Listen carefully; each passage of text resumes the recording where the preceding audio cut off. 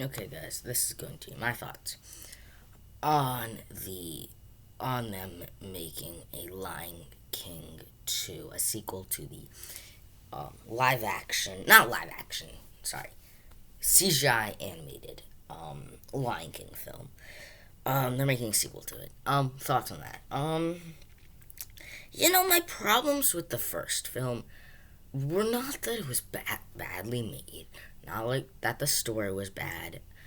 No, because it's my problem came to that it was a shot for shot remake of the first film, minus the cool elements of when they're doing like the songs, they have like the cool theatrics and makes it feel more you know uh more theatric, you know what I mean, more fantasy like, where this is stripped it down to a more realistic version of the film, which I think hinders it a little bit because it's like part of the magic of the first film is kind of the great, visuals and the colorful visuals and the different stuff like that. But yeah, so a shot for shot remake, and it had a little bit less pizzazz like the original. So I honestly found myself not necessarily bored, but couldn't really get that into it because I knew literally everything that happens. Versus Aladdin, that very much takes a different turn, and you don't know exactly what's gonna happen in every scene because it's very much they're trying to make a remake, but yet still reimagine it in a different sense, in a different term. And I can't really take my criticism of the first Lion King into consideration with them making a sequel, because the sequel is going to be an original film, and it's not going to be based off those other one and a half and two and Simba's Pride films, because I mean growing up I watched those two, so so often as well. But it's gonna be directed by the guy who directed Moonlight. I haven't seen Moonlight yet, so I can't really give my thoughts on that part. But they said stories about like how it's gonna move the needle forward, but yet tell go dive into Mufasa's origins, which is very interesting. Kind of taking a Godfather Part Two route, which would be great. I like I said yesterday, or today actually, because it's scheduled the video. But earlier today I made a video talking literally about the fact that Godfather 2 is my favorite Godfather film, and part of the reason was kind of how Mufasa's origins connected to Michael, and because that would be interesting. How did Mufasa become king, and yet see, yeah, this is very similar to Godfather Part 2 as I'm saying it, because I'm like, Godfather 2, how did Vito become a mafia boss, and now we get to see Michael as the head of the Corleones. And that'll be very similar if we see how did Mufasa become a mafia boss, or not mafia boss. How did Mufasa become the king? And now we get to see what Simba does as king. That seems logical. That seems exciting. And you know what I really want? More than a sequel to the Disney live action remake. You know what I want? A genuine sequel to Lion King, the animated one. Because, yes, like I said, I know they did one and a half. I know they did, Lion King 2 with Simba's Pride, whatever you want to call it. But those were like direct to home sequels. Because this story that they're cooking up about diving into Mufasa, and then still, exploring Simba as his king and kind of having flashback sequences of Mufasa and younger Scar and all that stuff.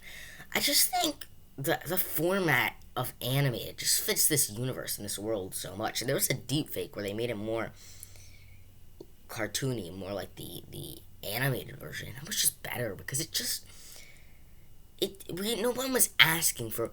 I wonder what Lion King would be like if it looked all like real lions. And no, because part of the magic was it was animated. Part of the magic was it was a story told through it with magic and magical things and talking animals, and it was just there was something about it that just was so great and awe-inspiring. That how it was in the original film with with it being animated and with its cool themes and its cool theatrics and cool, colorful settings and colorful visuals and just scary at times, cool at times, and but yet always had that sense of, because it was animated, they were able to do so many crazy stuff that they could never do in live action.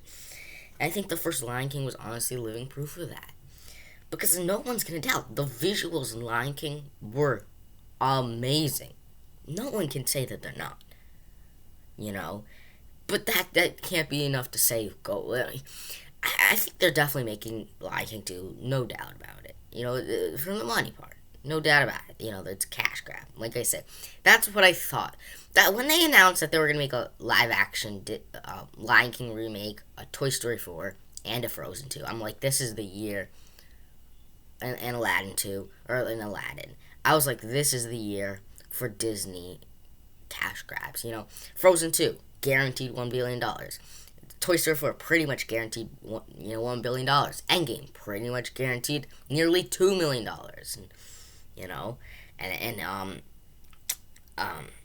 Yeah. But you know what I think? Let me go off topic a little bit. 2019, and maybe this is just me thinking about it in the 2020 perspective, but 2020 helps. 2019, especially in retrospect now in 2020, but 2019 is probably one of the best movie years ever and one of the best movie years we'll ever get. Where every category, for the most part, was represented, you know what I mean? And there were just really some great, great films. You wanted the big blockbusters. Oh, yeah, big block. Just from the success-wise, but also movie-wise and culturally-wise. You know what I mean? When you think of big event films with Endgame and Rise of Skywalker, two big end films, ending part of their series, Rise of Skywalker ending the Rise of Skywalker ending the Skywalker saga. Then you think of, how, Endgame ended the Infinity Saga. And you think of Toy Story 4, the ending of the Toy Story films, and Frozen 2, and Spider-Man 2, or Spider-Man Far From Home, and Aladdin, and Captain Marvel, and Frozen, all making $1 billion. And we'll get to Joker. And then you get Joker, a film, a standalone Joker film, which this was also revolutionary, the first rated R film to make $1 billion. And everybody was like, Joker won't work without Batman. And it's like, this is living proof that, yes, it can, and getting nominated for Best Picture, getting the most nominations of that year. And it's like, you could look at that, like I said, the blockbuster side with, Endgame and Rise of Skywalker and Captain Marvel and Far From Home and Frozen 2 and Jumanji, and you could look at that side. But then you think of the drama side, and this is the year with 1917 and The Irishman, Martin Scorsese, Al Pacino, Robert De Niro, Joe Pesci. And you can think of Parasite, that great, great indie, South Korea, North Korea, whatever film. Then you think of, like stuff like another, Quentin Tarantino film, or, Jojo Rabbit, which I think was very delightful, or all these different stuff. And it was just like you start to realize, like, there's so much great stuff in all of these different realms that you can look upon, and you're like, wow, that's great there, and Ford vs. Ferrari is great, and it's some of the great casts ever. When you look at the cast for Ford vs. Ferrari, and you look at the cast for The Irishman, and you look at the cast for Once Upon a Time in Hollywood, and you look at the cast for Knives Out, and even in Endgame, and you look at the cast for even the voice casting, like I said, Lion King. And so I feel like 2019 doesn't get a bad rap. It's just that people don't realize how like we got $9 billion films, in Captain Marvel, Aladdin, Endgame, Toy Story 4, and Spider-Man Far From Home, Joker, Frozen 2, and Star Wars Rise of Skywalker.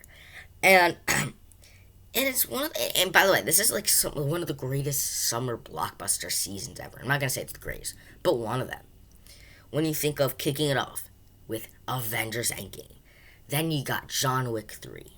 Then you got, Detective Pikachu, and then then you get into June with Toy Story 4, and then more into the July territory. And I think, like, didn't Child's Play come out in July, and you get to get more into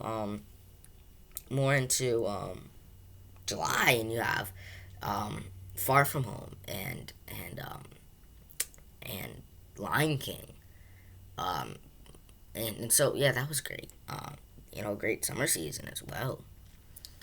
For me, but yeah, like I said, back to the main topic. I was just thinking of that because I was thinking about for days now about how great 2019 was in the film world, and even just taking out how good films are, just business wise. So many great films that just do bangs, banging out the great box office. But anyways.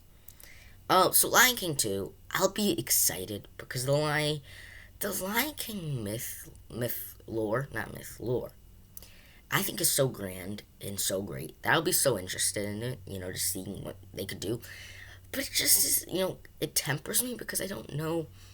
I just think putting it in that live action, not live action, but the more realistic CGI setting, I don't know, didn't really, work for me as just a Lion King film.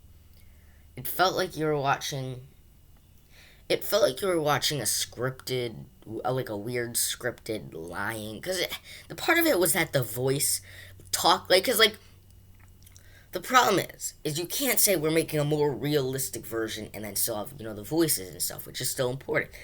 So it's like it's one of those things where it's like you can't. It's hard to get realistic and still have like these cool voices and the cool, um, cool